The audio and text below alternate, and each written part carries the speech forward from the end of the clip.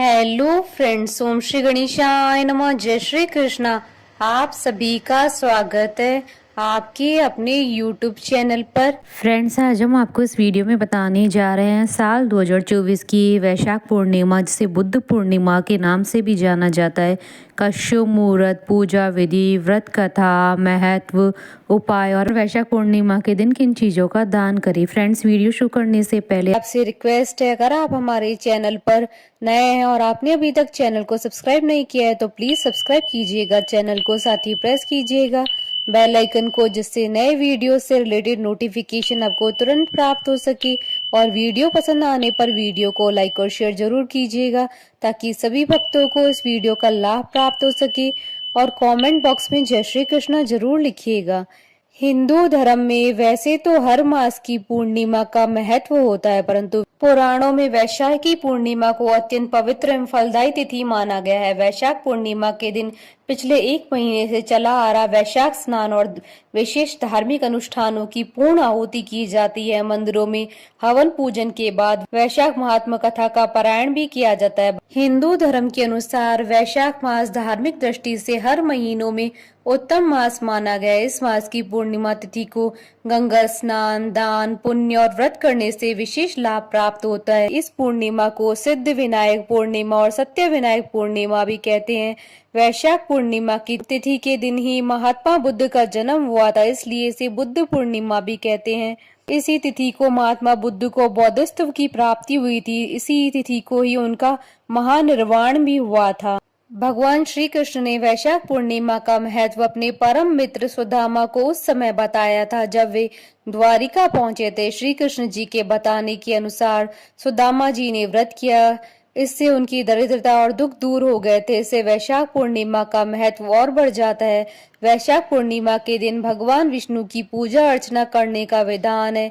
इस दिन भगवान विष्णु की पूजा करने से सभी मनोकामनाओं की पूर्ति होती है। इस दिन व्रत रखने से सुख समृद्धि में वृद्धि होती है। वैशाख पूर्णिमा को बुद्ध जयंती के रूप में भी मनाया जाता है। पूर्णिमा तिथि माँ लक्ष्मी, नारायण और चंद्रदेव को समर्पित है। इस दिन चंद्रमा अपनी 16 कलाओं से परिपूर्ण रहता है। इस दिन किया गया तीर्थ स्नान दान कभी खत्म नहीं होता है। धन की लक्ष्मी को प्रसन्न करने के लिए पूर्णिमा का दिन बहुत ही ज्यादा महत्वपूर्ण होता है।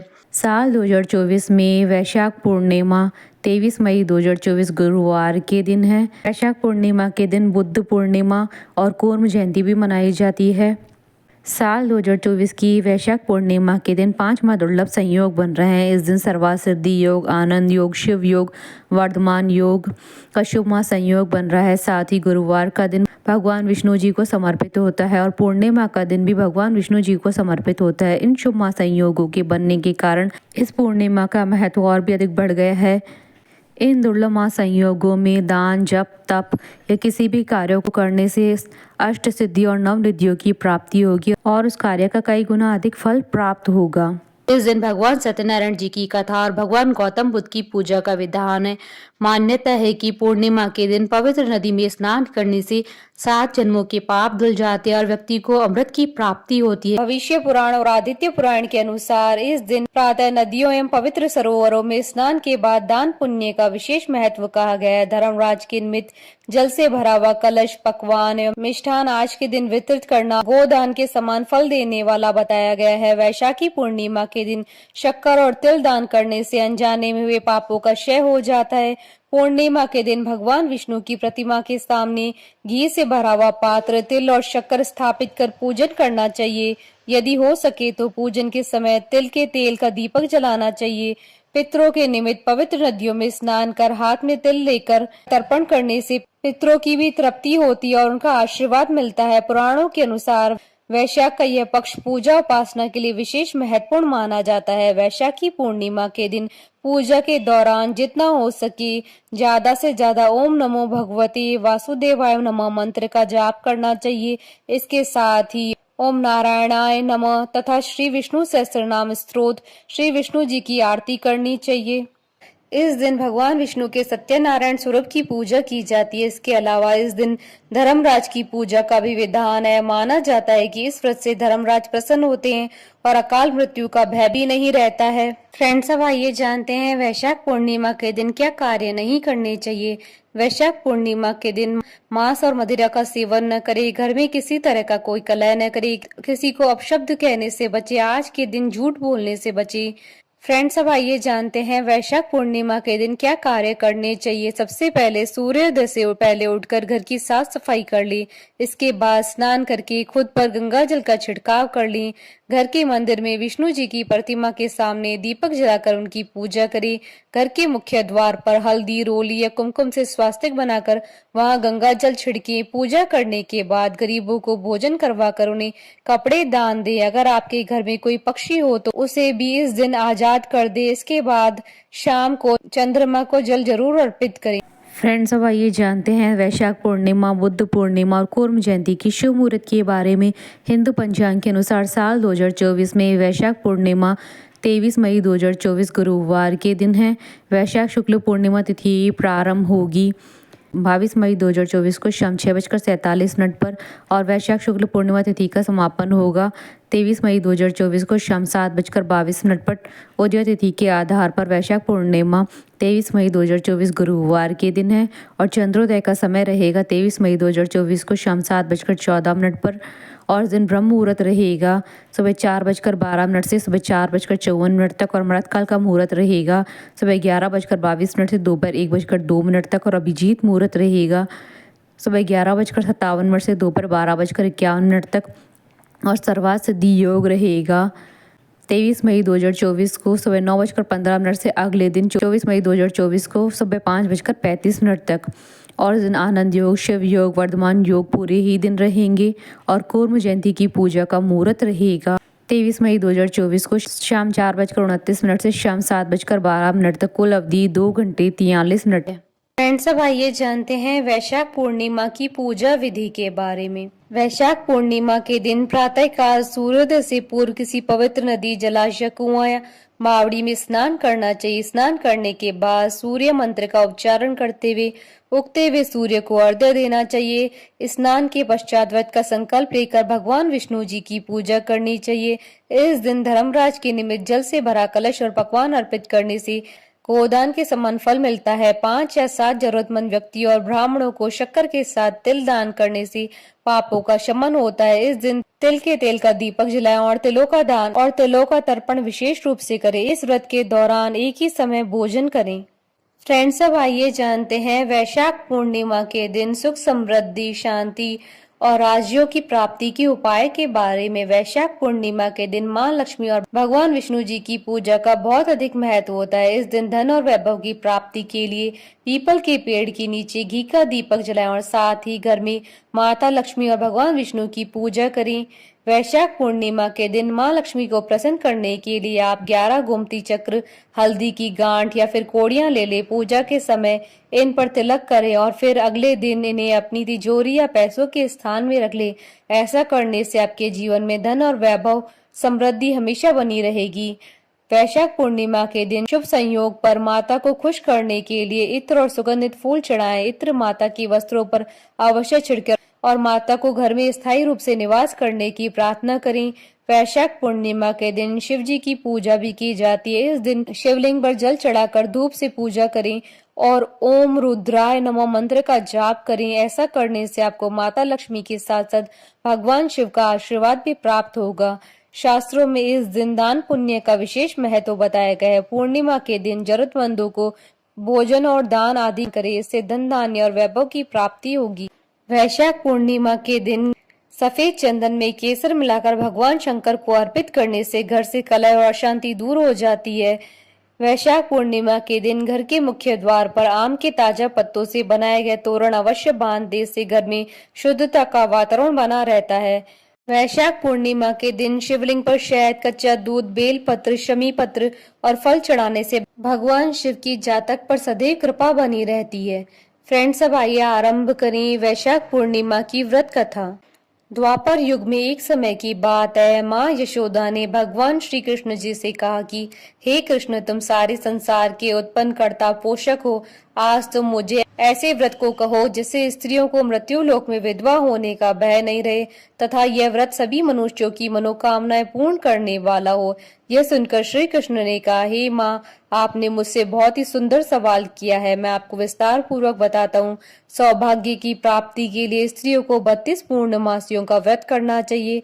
इस व्रत को करने से स्त्रियों को सौभाग्य, संपत्ति आदि की प्राप्ति होती है और संतान की रक्षा होती है। यह व्रत अचल सौभाग्य को देने वाला एवं भगवान शिव के प्रति मनुष्य मात्र की भक्ति को बढ़ाने वाला है। तब यशोदा जी कहती हैं कि हे कृष्ण, सर्वप्रथम इस व्रत को मृत्यु लोक में किसने किया, इसके विषय में विस्तार पूर्वक मुझे बताओ। तब भगवान श्री कृष्ण कहते हैं कि इस भूमंडल पर एक अत्यंत प्रसिद्ध राजा चंद्रहास्य से पालित अनेक प्रकार के रत्नों से परिपूर्ण कांतिका नाम की एक सुंदर नगरी थी। वहां पर धनेश्वर नाम का एक ब्राह्मण निवास करता था। उसकी स्त्री अति सुशीला रूपवती स्त्री थी। दोनों ही उस नगरी में बड़े प्रेम के साथ निवास करते थे। घर में धन धान्य आदि की कोई कमी नहीं थी। उनको एक बड़ा दुख था, उनके यहाँ कोई संतान नहीं थी। इस दुख से वे अत्यंत दुखी रहा करते थे। एक समय एक योगी नगरी में आया। वह योगी उस ब्राह्मण के घर को छोड़कर सभी के घर से भिक्षा लाकर भोजन किया करता था। रूपवती से वह भिक्षा नहीं लेता था। उस योगी ने रूपवती से भिक्षा न लेकर के और अन्य दूसरे घरों से भिक्षा लेकर भिक्षा के अन्न को गंगा किनारे पर जाकर बड़े प्रेम के साथ खाया। तभी धनेश्वर ने योगी को ऐसा करते हुए देख लिया। अपनी भिक्षा के अनादर से दुखी होकर के धनेश्वर योगी से कहता है कि हे महात्मन, आप सभी घरों से भिक्षा लेते हैं लेकिन मेरे घर की भिक्षा कभी नहीं लेते, इसका क्या कारण है?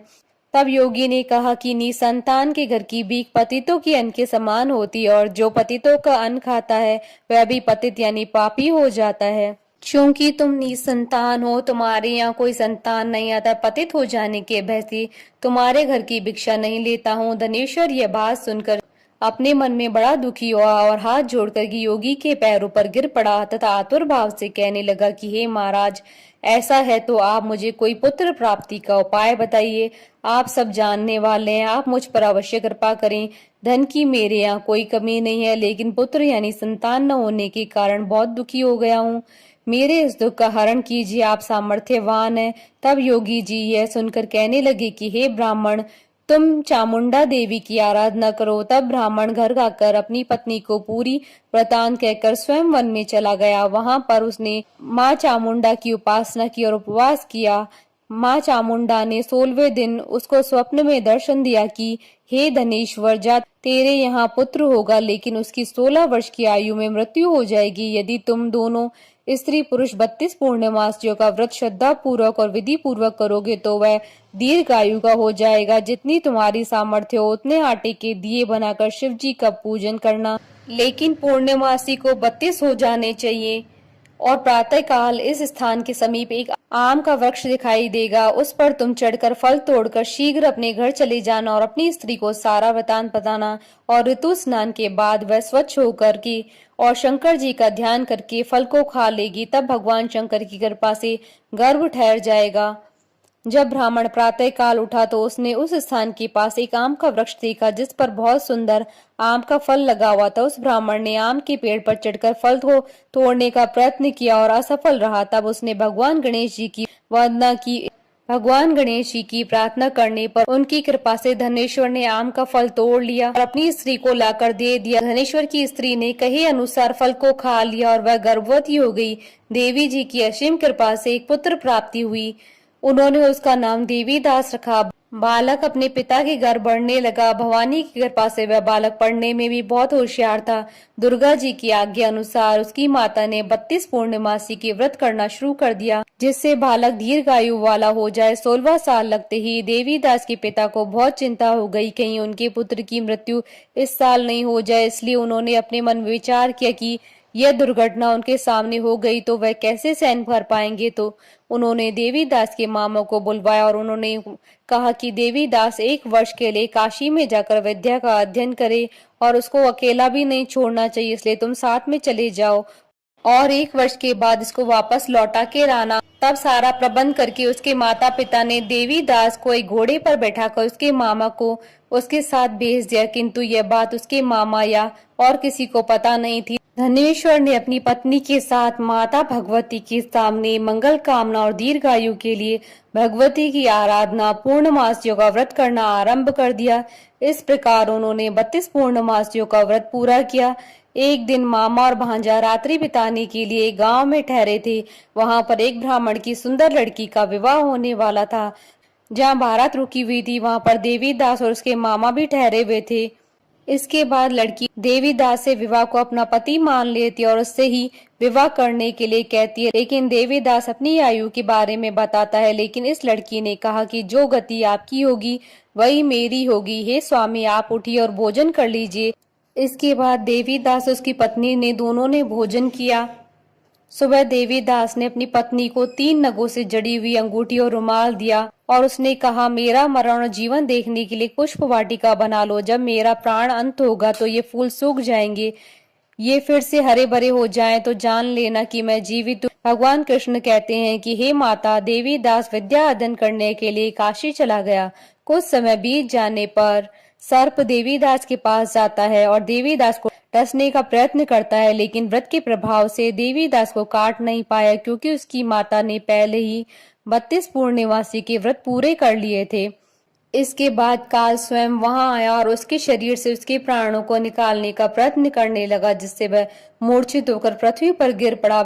भगवान की कृपा से माता पार्वती के साथ शंकर जी वहां पर आ गए। माता पार्वती ने शंकर जी से कहा कि इसकी माता ने पहले ही 32 पूर्णिमासी का व्रत किया है, आप उसको प्राण दान दे। इस प्रकार शिव जी ने उसके प्राणों की रक्षा की और काल को पीछे हटना पड़ा। देवीदास स्वस्थ होकर पुनः बैठ गया। उधर उसकी स्त्री उसके काल की प्रतीक्षा किया करती थी। जब उसने देखा कि पुष्प वाटिका में पुष्प और पत्ते नहीं रहे तो उसको अत्यंत आश्चर्य हुआ, लेकिन जब वह वाटिका फिर से हरी भरी हो गई तो वह जान गई कि उसके पति को कुछ नहीं हुआ। यह देखकर वह बहुत प्रसन्न मन से अपने पिता से कहने लगी कि पिताजी, मेरे पति जीवित है, आप उनको खोजो।